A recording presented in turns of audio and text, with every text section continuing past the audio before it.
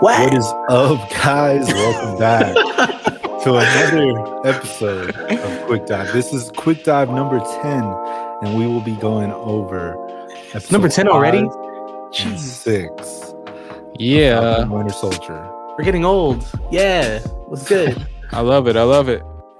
Yeah, I think in total we have a lot of, like 60 episodes or something like that, which is cool. Yeah, bro. Yeah. Really, really cool. So we have the penultimate episode and the finale. Yeah. Yes, indeed. Yeah, this show led. I feel like it went by quick, but it also I don't know. It was dense.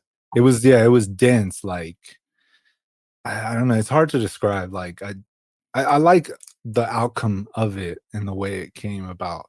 One thing I do want to say before we start about the show is, because of the pandemic, I feel like the last half of the season was a little different than it was supposed to be.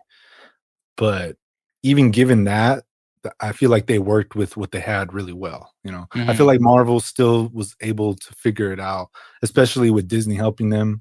You know, so. Well, I'm curious to see like maybe what was shot. You know, I assume that maybe some of it was even shot, even like in the earlier episodes. Like it wasn't like just that they shot every episode in succession. Sometimes it's like, you know, we're going to shoot it differently. But I was kind of looking out for that as I was watching the show, seeing like when there were times where people were kind of socially distant or there wasn't like a lot of people in the shot. It was probably easier for them to get those. But the shots where, you know, they're in the city hall, or the shots where like there's the huge crowd that surrounds Cap when you know, when he does this thing, they probably had to either shoot those early or they had to make adjustments. Yeah, CGI. Yeah, the CGI. I don't know, but we'll maybe. Talk about the CGI. Who knows, man? It's Disney. They got all kinds of magic. Yeah, that is very true. So yeah, let's kick it off. So in the beginning of episode 5, we get a very epic battle between two superhumans and one non-superhuman, I guess. But it's very reminiscent. Yeah, it's very reminiscent to the Civil War fight, which I liked a lot.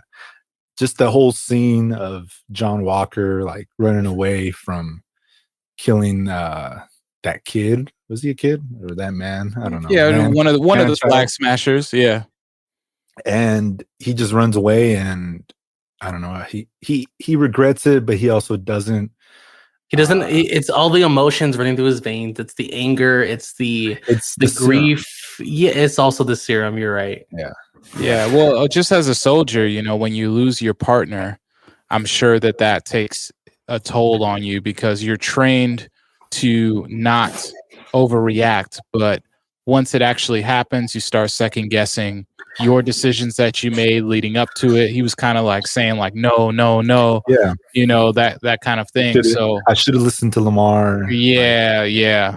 Stuff like that. Like pretty much blaming himself, but then also trying to talk himself into trying to justify like, that, like, exactly. I did the right thing. Exactly. Which leads us to this fight between Bucky, Sam, and John Walker. The current Cap, kind of, he's going through this transitional phase of not being Cap anymore. But pretty much Bucky and Sam are trying to get the shield back. Yeah. And I don't know, just the fight that comes from it is just super, super dope. Probably like the best thing out of the whole show, in my opinion. It was probably like if I'm thinking of all the fights throughout the show, it's probably the second best choreographed fight. The first, I want to go with the Dora Milaje with John Walker and Sam and them just like in that room. It was just crazy. Oh, that wasn't a fight. That was a wash. But yeah, that was choreography was fire. Yeah. You're right.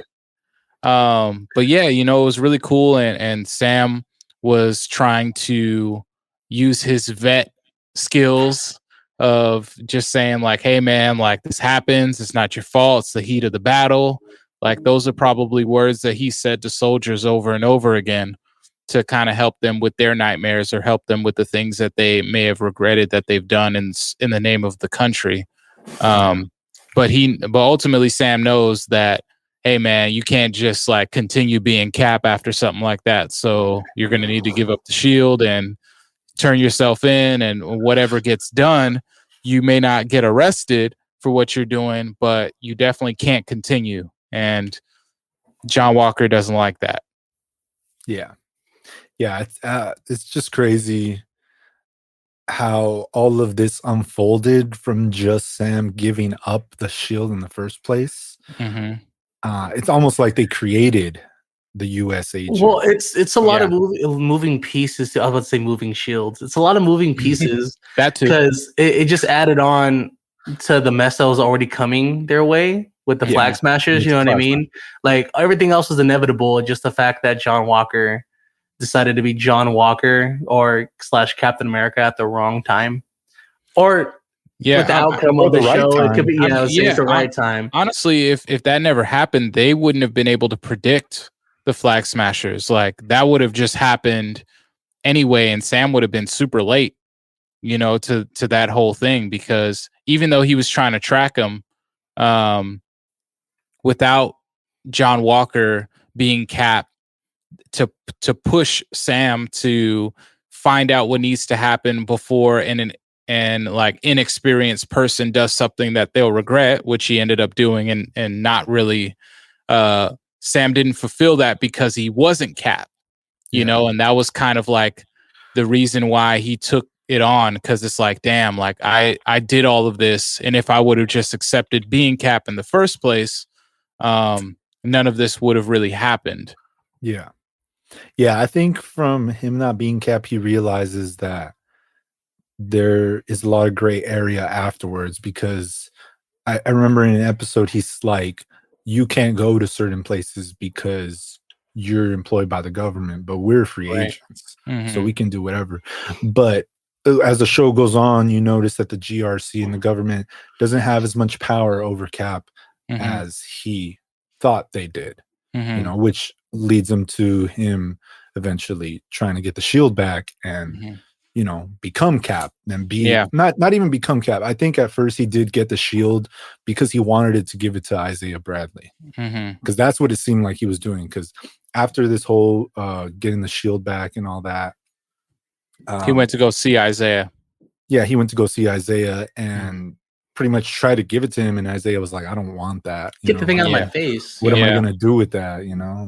Which was a bad decision on Sam's point anyway. And it just goes to show that he wasn't even ready to take the shield. And like even Bucky, like after he got the shield from John Walker, he kind of just like tossed it to Sam almost in disappointment. Where it's just like, man, look at, like, there's blood on the shield now. It's never been used like that.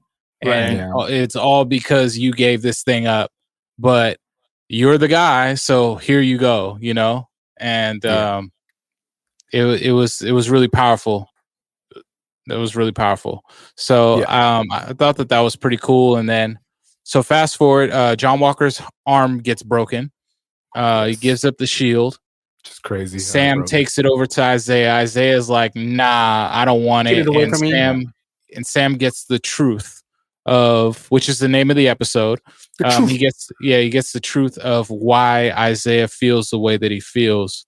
And just him kind of breaking down the history of what happened. And I thought it was really interesting. And I kind of had a feeling that they were going to go that route of tying it to real world events with like the Tuskegee experiments and them, injecting minority soldiers with tetanus, with syphilis, with all of these other things, just to kind of see how it would affect them.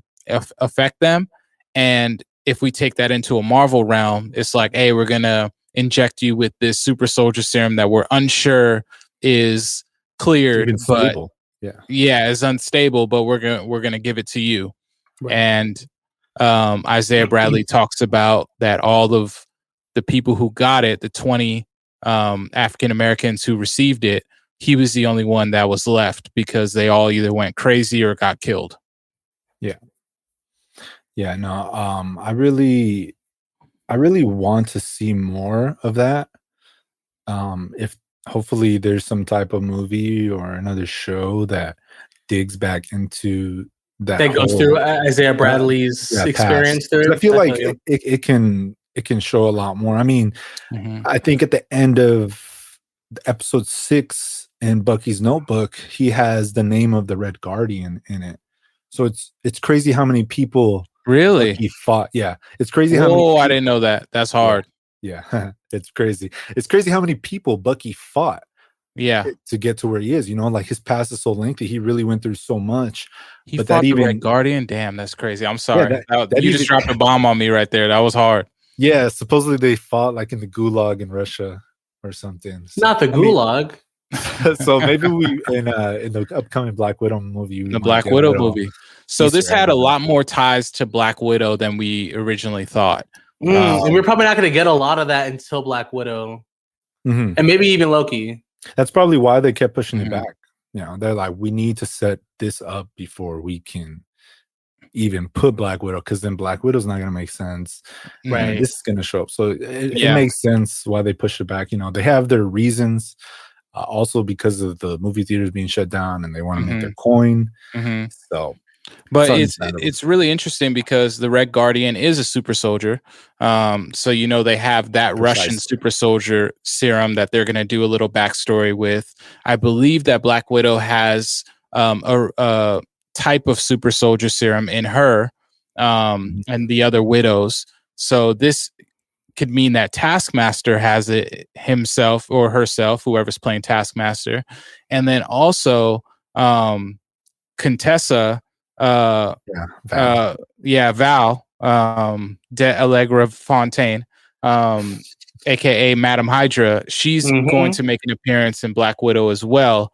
And we get her first introduction in this episode after John Walker has been court-martialed, sorry. Yeah, which is pretty much similar to the real world when war veterans come back and they're like, hey, I did everything that you asked me of. You made me. And then I followed your rules. Go do whatever now. Like, what do you want us to do? They come back and they get nothing in return. They get nothing but PTSD. They get nothing but homelessness and reject from society. Yeah, bro. As soon as he said like you don't get no benefits, you don't get this, you don't get took everything away. Like I was just like, yo, I'm like, they really play dudes like that. That's the crazy part. No, that's the reality. That's the reality. And what happens is that they get picked up by these other organizations to be assassins, to be mercenaries, because that's what they know how to do, and they aren't being taken care of in their home country. Right. Yeah. Another thing that I wanted to touch on was what's his name? Torres. Yes. Torres. Joaquin. Pretty much we've seen interest in him in the technology that Sam has had since episode 1. And after Sam gets his wings torn off, and he's talking to Torres later, and Torres is like, what's this? He pretty much hands him the wings, which pretty much in the comics he becomes Falcon eventually. So which leads back to the Young Avengers again. A lot of these things in these shows and these movies that we're starting to see is that the Young Avengers are quietly being formed. You know? And whatever they want to call them, if they just want to call them the New Avengers or the new Avengers, because we already had the New Avengers, whatever they want to call them, there is a young class of heroes coming very, very soon. Avengers First Class? No, it's really cool actually, because I don't know if they'll name them the Young Avengers, because it seems like that they're going to have different ages kind of, spanning. But they will be a new Avengers team. It seems like that's what Marvel is setting up, is that there's going to be brand new teams all the way around. We're getting the Thunderbolts potentially. We're getting the Dark Avengers potentially with John Walker leading them. We'll get into that later. And we also have this young Avengers team that's being created in the background. We're getting two. That means that there's two heroes from just this show alone, and two heroes from the last show with WandaVision. I don't know if we're going to get something like that from Loki because Loki's a villain. However, so I think that's kind of the cool thing that we can expect from all of these shows is we're going to get introduced to new people and we're going to have to figure out which team they're going to end up being on. Yeah. And I think that's pretty cool. Or even what movies they're going to be cameoing in or have a supporting role and, stuff like that. Yeah, bro, it trips me out that episode 1, we get a Don Cheadle. We get a Don Cheadle just popping up like first 5 minutes of episode 1. Yeah. I like that he wasn't. It's just seamless. You know what I mean? Like, it wasn't like broadcasted that Don Cheadle was going to be a guest star. It wasn't like this huge whole thing where War Machine was going to be a part of it. So we're going to start getting all these characters just, and they're just going to flow into it. It's not going to be a big drastic thing anymore.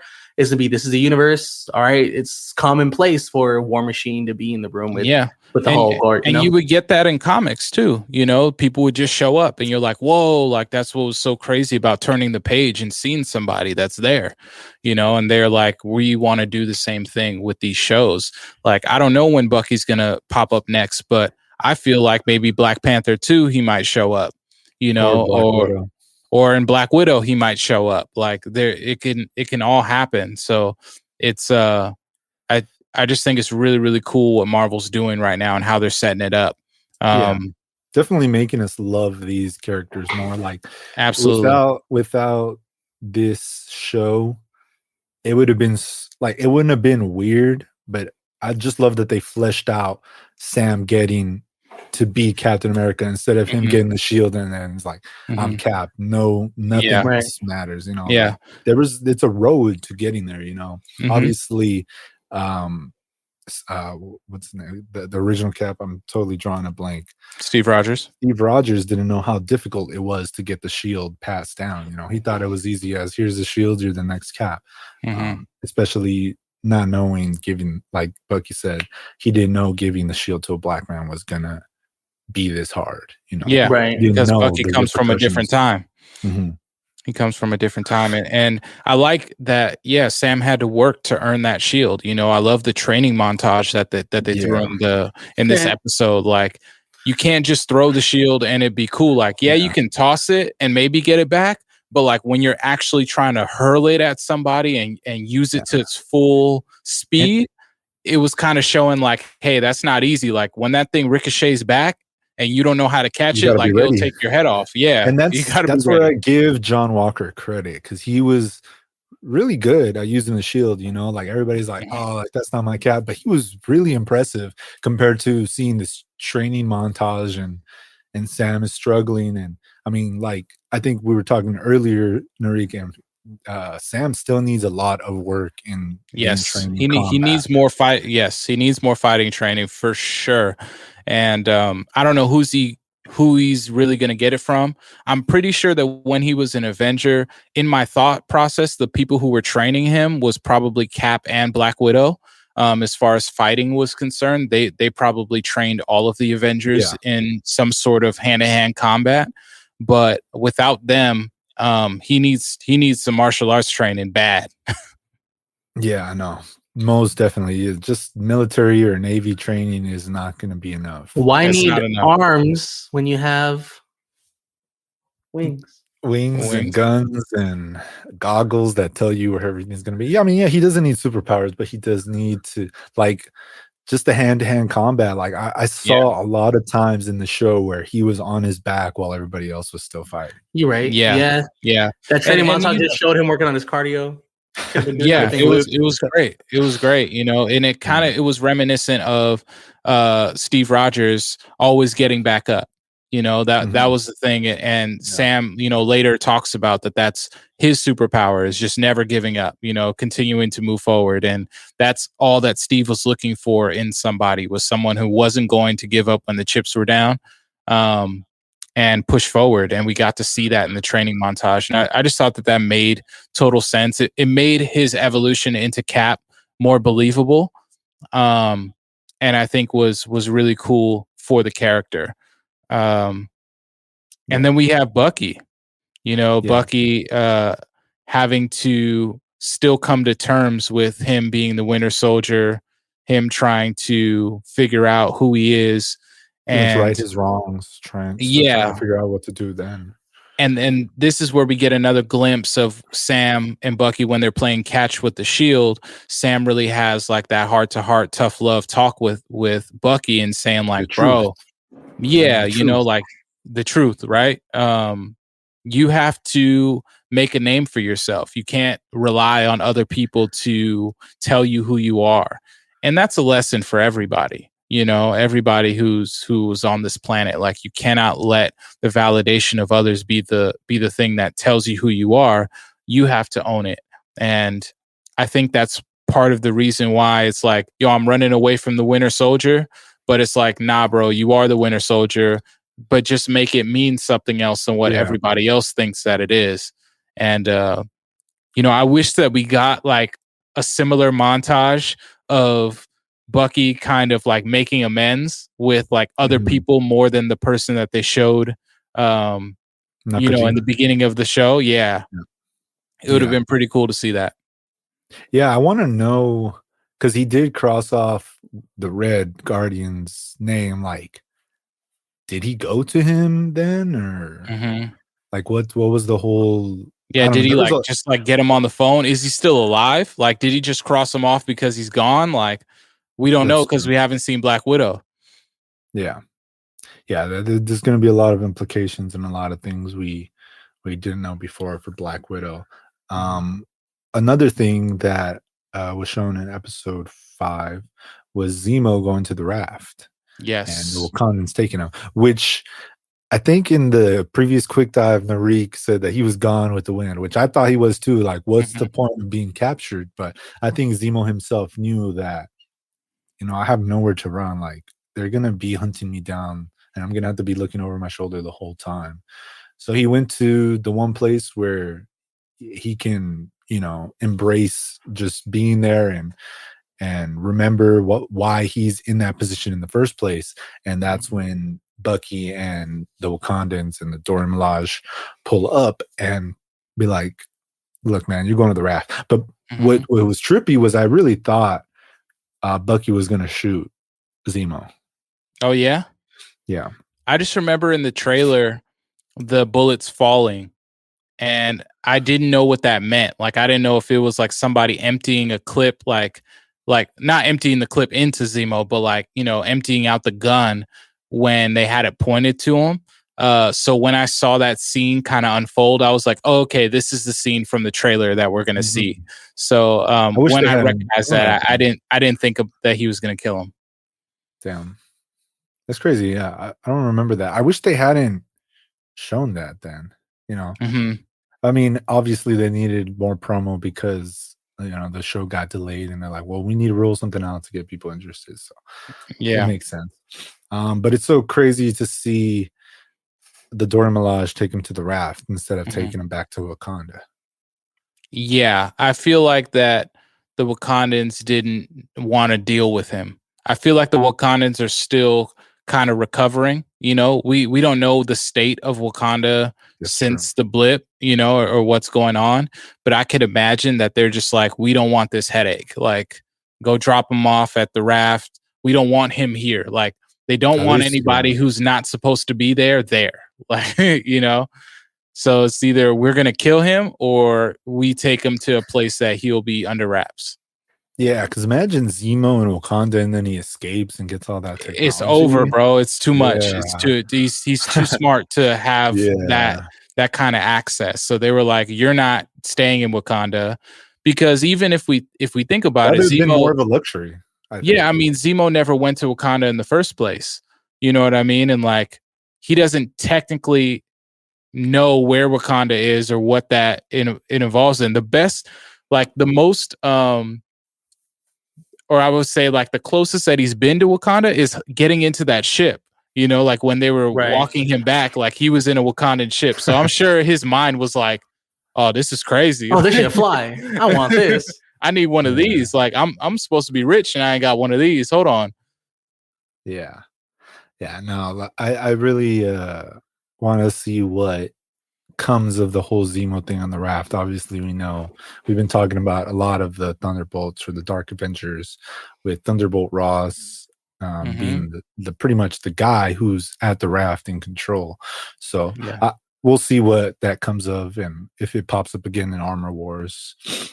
Another thing that I wanted to talk about is the new suit that Sam gets. Well, the one that makes you upset. Before we get there, because he just got the briefcase in this episode, so we didn't know what was in there, but we kind of figured it was a new suit. Jordans. I thought they were Jordans. I thought it was new wings, but specifically the Buzz Lightyear ones because of Disney. Oh, jeez. Fly. But Bucky had the Wakandans make it for him, and at the end of this episode, we get a conversation between Sharon and Batroc, that was a little telling because we've been curious of Sharon's position throughout this whole series, and even she was super sus. Like since the blip, what has she been up to? Type of thing. We don't really know, and like even when we see her in Madripoor, and the fact that she's living lavish in Madripoor means that like she was doing criminal things. So the Flag Smashers still have to worry about the quote unquote power broker, and we're getting closer and closer into finding out who that is. At this point, we didn't know if Sharon was working for the power broker, or we kind of assumed that was almost like the confirmation when she was on the phone with Batroc. It was like, okay, she's definitely working for the power broker if she's not the power broker herself. And they end up meeting in New York, and that kind of sets the stage for this finale because we've never been to New York throughout the series. So it was kind of cool to see that it was in the same park as the battle that happened in Infinity War with Spider-Man and Iron Man and Doctor Strange, and Cole Obsidian. So that was really, really dope, and that kind of ended the show. But we also got our first end credit scene in this episode of the show, which is John Walker making his own shield. After knowing that it's a gray area to have a shield, or for the government to claim the shield. Yes, just like how Val said. And that was just pretty crazy because the implications of Val being involved now. She is a double agent. Not only a double agent for S.H.I.E.L.D., a double agent for Hydra, and works for an organization called Leviathan, which is an offshoot of Hydra itself. So it's just everything's getting tangled, and then that brings us to our finale. Yeah, the finale pretty much kicks off right where it takes off, with Sam looking at his suit, and I thought there was going to be like some shine coming off of it. There's no shine. Yeah. They could have at least put like some LEDs in there. Yeah, like the gold light or something like that. Oh, like sure, it was like, I worked on this enough. I don't need to add no lights to this. Yeah. I definitely thought that the suit was going to have the hard light. I don't know, like the hard light wings. If you guys see him in the cartoon, his wings are made out of hard light that he can shoot out and use them as projectiles. So I thought that was going to be a part of it. I don't know if they're just saving that for like it could. I mean, I don't think this is going to be his only suit. We've seen in other Captain America movies like Steve have different suits multiple times. Yeah. So I think this is just going to be a version of it, and then we'll probably get an upgraded version maybe. But most likely we'll see him with this suit for them. I mean, who's going to upgrade it? The Wakandans, I think. I mean, he's never even been there. Yeah, he has. He wasn't there. Yeah, he was. Well, he was there at the final battle when everybody went to Wakanda to go fight. But I think who can build him another suit is maybe somebody like Reed Richards. If they ever decide to, because right now that's what the MCU is missing. Like, who's going to create all these suits? Who's going to create all these weapons for when they come together in battle? Right now, everybody kind of has makeshift stuff. like Wanda right now, I don't know how the hell she got her suit, just kind of appeared. Yeah, she just made it herself. Yeah, she's made it herself. And then we got the Wakandans pumping out some gear, I guess, but not willy-nilly. Obviously, they were like, Bucky was like, "Hey, I have a favor to ask for you," and they were like, "All right, since you're the White Wolf and since you helped us get Zemo back, yeah, this favor." Nobody's just getting Wakanda. Yeah, they're not just getting Wakandan suits like that. Like they are missing somebody who's down to earth. I mean, they have Peter. They kind of showed that like Peter can make his own suit using the blueprints of Tony Stark. And Peter's a genius also. He just like needs to grow into it a little bit more. But they do too much. Not too much. Like I mean, they tried to with him making his own suit, but they haven't really touched on it too much. So I'm really, really interested to see if they're going to use magic to create everything, or if there's going to be somebody who has a tech kind of savvy that's going to start helping, create everybody's weaponry. Yeah. I think it's really dope that he even got his suit from the Wakandans. That's hard. Yeah. Like, I think, I mean, it's just perfect. Vibranium is unbreakable metal. So is the whole suit vibranium or just the wings? I was having this argument earlier in that MCU fan page I'm in. I think it's just the wings and the shield, obviously. I feel like that all of their armor is somehow lined with vibranium in a way. It's not like the whole thing is just like vibranium pieces, but I'm sure that they've mastered liquefying vibranium, making it into different materials, and like so it's probably strengthened and reinforced. Like I doubt that his suit can be pierced by like a sword or by a knife or anything like that. Like I'm sure that it can reflect that. To get shot from Carly. Maybe he doesn't even know. Yeah, he probably doesn't know that. He just got like it's not like that. The suit came with instructions. Like he's gonna just be learning things as it goes on. Not only that, but his whole like majority of his face is exposed. Sort of. That too. He can catch one to the dome for sure. The back of his head. He can catch one. He can catch one. Well, bro, it's not his fault. He has a big head. He has his ears exposed. He had his whole jawline exposed. Yeah, and he doesn't know if there's a button to press that can conceal all of that. Yeah, he's still gonna have to learn a lot about the suit and how to use it in different ways. I do like that Red Wing is back. Multiple Red Wings. You got Red Wing. You got Thing 1 and Thing 2 with Red Wing. Unbreakable this time, so they're it's hard. Anywhere. They're not going. It's hard. Yeah, I love that. This definitely is one of the best suit reveals in the entire MCU. Probably next to like the Iron Man reveal, like when you first saw Iron Man put on the suit and it was like, whoa, like this is super dope. It kind of reminded me of that too, because Steve didn't really get that. Thor's was just, knight kind of armor, and everybody else you just kind of saw already, kind of in their stuff. Black Panther didn't have like a crazy reveal either. So I was really, really excited when he came flying through. I was like, okay, it's game time. And it's probably one of the most comic book accurate suits that we've ever seen. Right. Yeah, like not just in Marvel, just all the way. It also takes small little pieces from previous Cap suits as well. But overall, the color and everything is on point with the comic book. And pretty much like you're saying, when he's flying in, he's going to pretty much go see what's going on at GRC and what Carly is trying to be up to, like at this point we get the little, what is it? I guess like a little invasion inside the GRC. They like take them hostage. They take the Senate hostage, trying to force them to negotiate.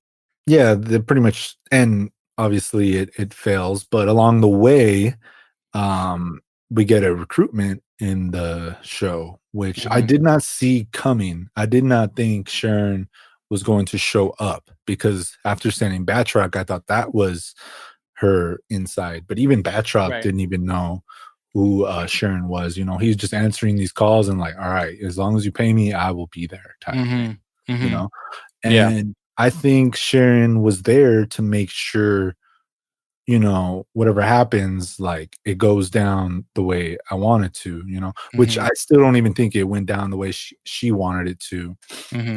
Given, you know, nobody got held hostage and the GRC vote still went through. Yeah. I feel like that Sharon's ultimate plan would have been her to stay anonymous, but I think that she saw, like, with the pardon, it kind of like unfolded a little bit better, where she was like, this could be a plan B, but I don't want it to happen without like me really controlling it. It definitely can't happen while Carly is still alive because she knows who I am. Yeah. So I think Sharon just ultimately wanted to make sure that Carly would die so that her identity was protected. Yeah. Yeah. Well, I mean, I think she did want her back on her side, but obviously Carly was not with it. You know, she didn't even know Sharon was the power broker. Batroc didn't either. Batroc found out, tried to blackmail her, and he got popped. Well, we lost the villain. Boys. We did, man. We always lose him, but I give it up for Marvel because he made the journey. You know, he went the distance of like a solid B villain. He was like a C villain, in my opinion. opinion. Yeah. You know, like him. I wish that they did Crossbones better. You know, like that he lasted longer. They need to start having their villain, bro. It's so sad the way he went out. They need to start having a lot of these C and D villains last longer than just one movie or one show. So the fact that Batroc was like from Winter Soldier all the way to now, he basically was like 10 years in the MCU terms, you know what I mean? And that's dope. Yeah, I mean, I guess we can still see him if we get any supposedly, I still don't even know when Black Widow's supposed to take place. I've been hearing it's taking place in the 90s, it's taking place after Infinity War, it's taking place alternate universe. I've heard so many different things. After Civil War. There's so many different things I've heard, but I mean, I guess we can still get him because he's alive then. So yeah, you know, I mean, and I wouldn't be surprised if it covered all those different eras, you know, at different times, because the Black Widow program is you know, expansive. It didn't just happen for like 1 year. It goes back. So I think what Disney's going to start doing, what Marvel's going to start doing, is the movies won't necessarily be set completely and at one time, because you have Loki that's going to be jumping time. You have Black Widow that may be jumping time as far as what we see. And even with Shang-Chi, how, you know, that the Mandarin and the 10 rings and everything like that, like that's a lot of time. And then you have the Eternals, which is like thousands of years before. So it's going to be hard to kind of place everything that happens, like where, oh yeah, well, this movie entirely just takes place during this time, you know? So we're going to have to do a little bit more weaving as we go through. But again, man, Sam coming in, flying in, looking dope, gets his ass beat by Batroc again. And that just makes me so mad. He can push a helicopter off of him, but he is getting the helicopter pushes itself off of him. Why didn't the punches come off of him? I know the punches should have came because the punches were hitting his jaw. That's why he was catching them. It's all exposed. Yeah, we've been over this. Man, it's crazy. But I did like the helicopter scene. I like that, you know, we got basically the same intro that we had into this show. We got it as Cap, but now he's like way sicker with it, has more options. I love the fact that he was able to hack into Homegirl's phone. That's a luck of the draw that she had, you know, flight training. I feel like in real life, like that, like what happens if he looks and none of them do, and he's just like, damn, like, all right, now I got to figure out a plan B. Yeah, he would have had to hack the helicopter or something. Yeah, for sure.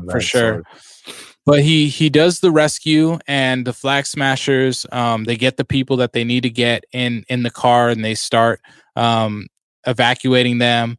And Sam is kind of busy with the helicopter, so Bucky has to go and find them with Sharon. Sharon eliminates hers by using some crazy mercury gas or whatever. That reminds me, I think it was episode 3 when they were going to Madripoor. Is that episode 3? Yeah. Sam says it smells like acid. And Zemo's like, well, that's Madripoor. But I think that's mercury he was smelling, not acid. So it obviously comes from Madripoor. So that's just one thing that I caught when she was like, oh, it's just mercury gas. It's like, it's so pretty much she said it like it was nothing. Yeah, she said it like it was nothing. But I was really upset with Bucky's display here. I just felt like, bro, like you're still a super soldier. Like, get it together. Like, yeah, you don't have to like murder anybody, but at least incapacitate them to the point where they won't get back up. But he was getting beat up a little bit. Yeah, they kind of contradicted him because in Civil War he fought even stronger super soldiers. Yeah. And when they were inside that bomb shelter or whatever, like those super soldiers were way stronger than the ones. Well, he didn't fight them. They got shot and killed. He did fight like one or two of them, I think, when he was defending the general or something like that. Or was he just walking out and they didn't even? No, I think he was just walking out. I think I think it was just walking out. I gotta go rewatch that. So yeah, it's good stuff. One of the things that I liked about this last episode was the redemption of John Walker. Like ultimately he wants to do the right thing, and throughout the show we're led to hate him because he's wearing our beloved Captain America suit, and to us he's not Captain America, but ultimately it's not his fault. He's following orders like he said he was following the mandate that he was given.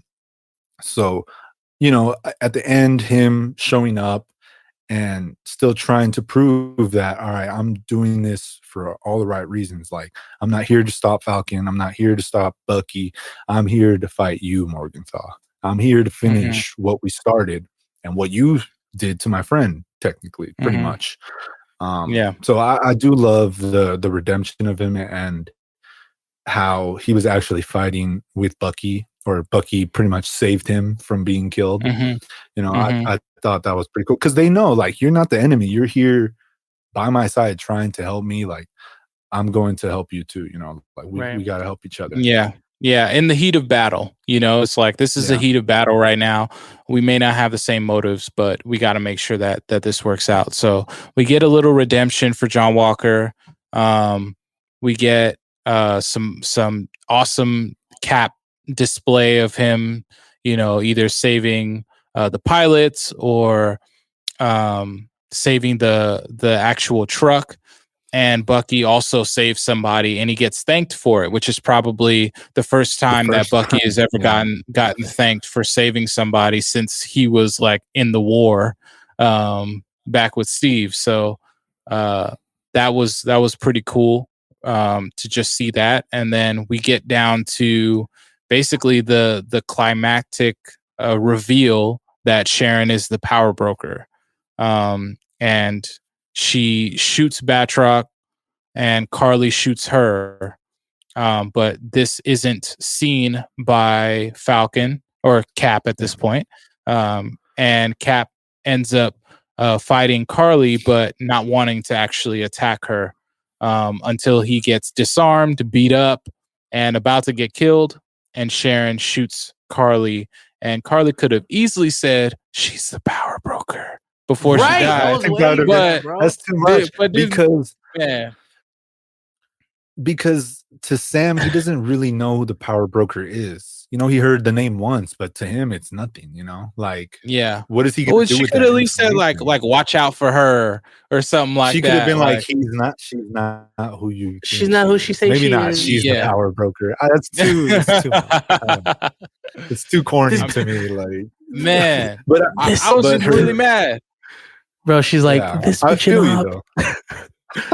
I was like, come on now. That's the opportunity to do it. Like, what are we talking about here? So my only problem with these last two episodes is I feel like everybody's character arc was just thrown at us, whether it be from Zemo's to Sam's to especially John Walker's. Not only that, but like I thought he was fleshed out the most. I think it's more like, end of episode 5, we get him making that shield, and then that shit was gone in like 30 seconds. Oh yeah, because it was trash. It's a trash shield, man. Like that wasn't gonna work. That was made of a trash can lid. But like his redemption happened way he's too fast. Lucky it even had like he's lucky it was actually a perfect circle, bro. Like honestly, that mug would have been like an oval if he really made it. In my opinion, like people are bashing him, but hey, I want. That's what a super serum was for. Is like I can make precise circles. Well, you're supposed to be perfect. You're supposed to have perfect balance. You're supposed to have all these types of things, but that's what Steve had. So then Steve had good welding skills too. Well, technically, Steve should have never been able to trip in his life. Like he should have just been able to like he has perfect ability in his body, so perfect balance. That's crazy. That means my ex. God. That means my ex needs a super serum because she stays tripping. Oh, okay. No, it's okay. I need one per episode. No, you tried with that. I need one per episode. It's okay. It's fine. I'm not new to this. So you're not. So after we get the death of Carly Morgenthau, we get to pretty much get the dialogue in the middle of the monologue. We get dialogue from Sam, pretty much talking to the GRC, and they're like, "Thank you for saving us from the terrorists." And he's like, "Are you kidding me? You really calling them terrorists still? Like, look at you! Look at what you guys are doing to these other countries. You guys are holding them at gunpoint, telling them to leave their home. And yeah, it's wrong to tell the people that were there before that you can't stay here, but it's also wrong to tell the people that lived there before the blip that you can stay here. You know, like either way, you're doing wrong." But it's really up to you to flesh it out and figure it out instead of just calling these people terrorists, because really they're not terrorists. They were just living. That's all they are. Hey man, am I the only one who thought Thanos was right throughout this series? Because with the shit the GRC was doing and just how he was only right after the blip, because before the blip, you know, there was problems, but nobody thought let's wipe the whole half the planet away and fix it. If Thanos was back during this timeline, I would be okay with it.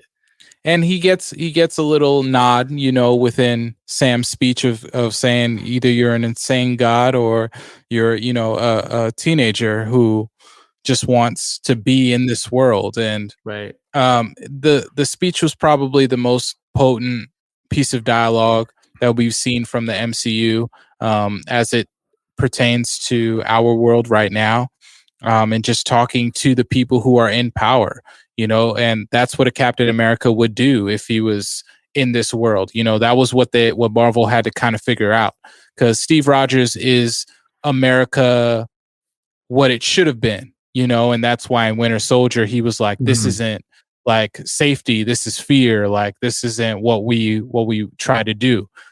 So how do you translate that into this world with it being super crazy?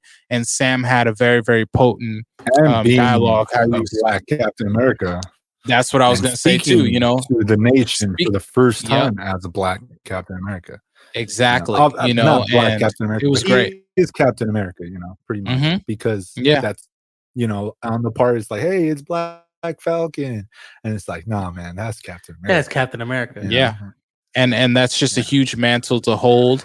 And he understands that he can't ignore his roots and just act like this is all right. But he has a good sense of what justice is like, and understanding like, hey, this isn't going to be easy. Just because you have the power, we can't take the easy way out. We have to really work on this and really, really do this together. And it was just really, really potent, man. I appreciated it a lot. You know, shouts out to Marvel for including that kind of dialogue, and it just made a lot of sense, and was really, really dope. I think it was a good way to cap off the show, pun intended. Cap off the show. I'm you sincere. I'm sorry. Caps off to the show. I do like that they finally introed the U.S. agent, and it wasn't like some corny line like, you're gonna be the U.S. agent. It was kind of like smooth, like the world in need of Captain America. We need a U.S. agent. You know? And I was like, hey. Yeah, it was pretty fly. I love the suit, the comic book accurate suit. We see John Walker fully transition into the U.S. agent. Yes, to a T. And that was great. You know, just him, the way that they recolored it. And he had the pistol on the side. So it was like, okay, he's fully equipped, ready to go. And I thought that was really, really, really dope. So, you know, we'll see. Is this going to lead to the Dark Avengers, or her own Avengers team that he'll lead. We'll see who he may be. I think John Walker is going to appear in a lot of different movies or shows where he'll be recruiting people. I don't think it'll just be Val that's going around recruiting people, but I think that she's gonna have John Walker do that so that he could be the Cap that he thinks that he is on the inside. At least not over here just stressed like I am Captain America. Now he could be like I am U.S. agent. Yeah, and just like hopefully he doesn't say that, but yeah, he can kind of take that on. And then the last part that we get is we get Sharon's pardon, and right after she gets a full pardon and Agent Carter is added back, she gets on the phone and says, we're in, basically. We got access to secrets. We got access to prototypes. So who knows who she was talking to. Peggy's turning in her grave, dog. Yeah. It's a whole other ball game now with where that's going to lead from a ground level, which I thought was cool because I was wondering how it was going to evolve from a ground level because they're getting into a lot of cosmic things with just the MCU in general with Phase 4. It's a lot of stuff with Sword, and you have the magic stuff with Doctor Strange. So it's kind of like, okay, how are they going to keep things grounded, and who's going to be the enemy for that? So I think that they're kind of paving a way for us to see that. So I thought that was pretty dope. Yeah, I think these shows coming up are going to be huge. Mm-hmm. Overall, Armor Wars is going to make sense, and Secret Invasion is going to make sense, and all that type of stuff. Yeah. I just feel like the shows are going to keep getting better. I preferred this show more than WandaVision. I know we were like stuck on it, but I think I was more into WandaVision because of the lore rather than the show itself. You know what I mean? Mm-hmm. As to where this show is more just like I'm watching a movie in 6 parts. So yeah. It's pretty cool to see. I think with WandaVision, we saw a corner of the Marvel Universe that we haven't seen. So being able to see that was really, really dope. And with this, like how you said, Sincere, it's like this entire, like this 6-hour movie that we're kind of seeing. But let's do real quick predictions of kind of what we think we're going to see. Sincere, what do you think is going to kind of come of this? I think as soon as we hit like Black Widow, assuming this ties in, which we kind of were just elaborating on, I think we're just going to take it to space from there because we'll be seeing the trailers and whatnot for James Gunn talking about what is it, Guardians of the Galaxy Christmas, like the Christmas special, and we have Captain Marvel. We don't know if that's we don't know if that's going to be a part of like any story. That might just be like just the whole overall, we're taking it to space. I think this is going to set up what's going to happen, right? And then we're going to take it to space. So when we get back from space, boom, we're on the ground. This is the shit that's going on from Armor Wars to, the Power Broker's taking over, or the Power Broker's working with Madam Hydra, or you know what I mean? Yeah, so that kind of go anywhere. Yeah, no, I think so too. I think that there's room to see more Skrulls in what's going on. I keep forgetting Skrulls exist, bro. They exist, bro. I think that Sharon may be a Skrull herself, and I think that this is going to open up to Secret Invasion. So I'm excited to kind of see where that goes. But yeah, man, next up we have Loki. We are going to for sure be covering that. We might have a couple quick dives on a different show or a different movie before Loki actually starts. But if you guys haven't checked out the Falcon and the Winter Soldiers yet, we highly advise that you do. It is a great show. My personal, I give it a 9 as far as shows are concerned for Marvel. Sincere? 9, 8.8, not 8. I'm cool with 8. Okay, it's cool. Not only that, but like we have to see Bucky flirt with Sarah. So I was like, yeah. Do you think? Okay. Skywalker Mike, do you give it a rating? I give it an 8. Okay, so Skywalker Mike gives it an 8. All right, y'all. Well, this has been Quick Dive number 10 with your boys, the Soundflick boys. Make sure and support us on patreon.com/Soundflick. Also, if you would like to start your own podcast, definitely reach out to productiveculture.com/podcast and tell them that the Soundflick boys sent you. Until next time, peace out, y'all.